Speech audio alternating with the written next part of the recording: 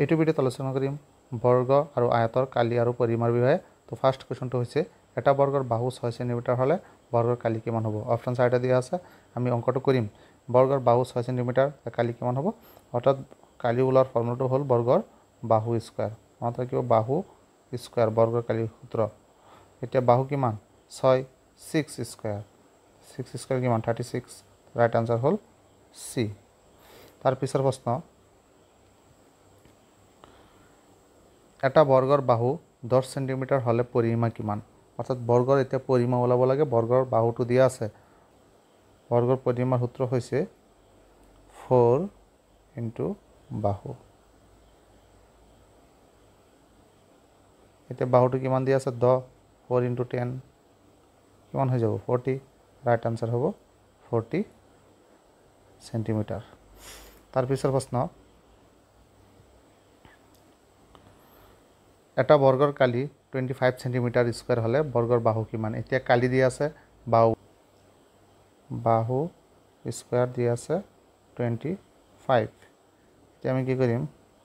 বাহু square equal, এইটো আমি স্কোৱাৰ বনাই দিম। কিমান স্কোৱাৰ? এইটো 5 স্কোৱাৰ। এইটো স্কোৱাৰ স্কোৱাৰ কেঞ্চেল। বাহু কিমান ওলাই গ'ল? বাহু ইকুৱেল 5 ওলাই গ'ল। ৰাইট আনচাৰ হ'ব চি। তাৰ পিছৰ প্ৰশ্ন, এটা আয়তৰ দিক 3 সেন্টিমিটাৰ আৰু প্ৰস্থ 5 সেন্টিমিটাৰ হ'লে আয়তৰ কালি কিমান? অৰ্থাৎ আয়তৰ দিক দিয়া আছে আৰু প্ৰস্থ দিয়া আছে। মনত ৰাখিব আয়তৰ কালিৰ ফৰ্মুলাটো হৈছে দিক পূৰণ প্ৰস্থ। দিক পূৰণ প্ৰস্থ। এতিয়া কিমান হ'ব? দিক কিমান? দিক হৈছে 3 আৰু প্ৰস্থ হৈছে 5। 3 × 5 কিমান? 15। অৰ্থাৎ ৰাইট আনচাৰ হ'ল বি।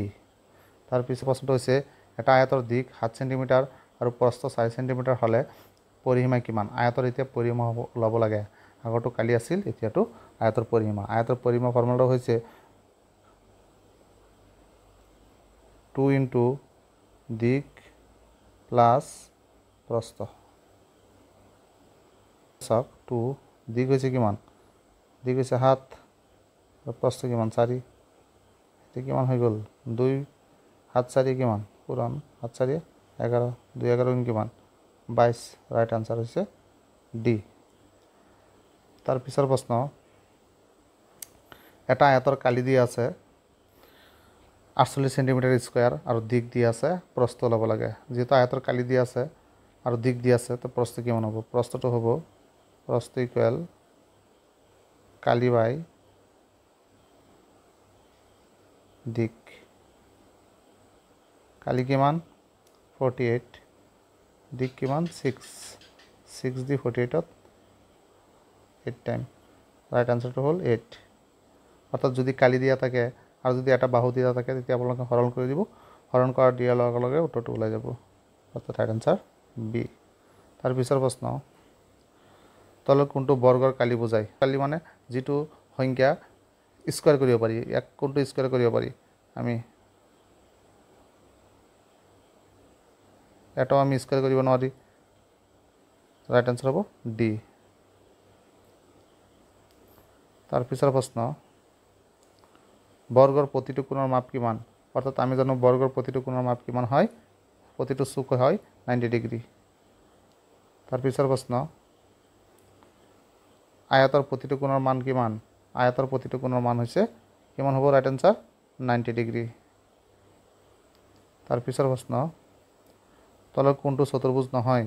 অৰ্থাৎ আয়ত, বৰ্গ, সামান্তৰিক, ত্ৰিভুজ, ৰম্বাছ, ট্ৰেপিজিয়াম। অৰ্থাৎ কোনটো চতুৰ্ভুজ নহয়? ইয়াত চাওক, আয়ত এটা 4টা কোণ থাকে, গতিকে চতুৰ্ভুজ হ'ব। 4টা বাহু থাকে, বৰ্গৰ 4টা বাহু থাকে, সামান্তৰিকৰ 4টা বাহু, চতুৰ্ভুজ হ'ব। কিন্তু ত্ৰিভুজৰ 3টা বাহু থাকে, গতিকে আমি আনচাৰটো পাই গ'লোঁ। গতিকে ত্ৰিভুজটো চতুৰ্ভুজ নহয়। Right answer. এইখিনি আছিল এইটো ভিডিঅ'ত আলোচনা। এনেকৈ আৰু মই ভিডিঅ' দি থাকিম, গতিকে মোৰ চেনেলটো আপোনালোকে ছাবস্ক্ৰাইব কৰি দিব, যাতে মোৰ ভিডিঅ'বোৰ আপোনালোকে পাই থাকে।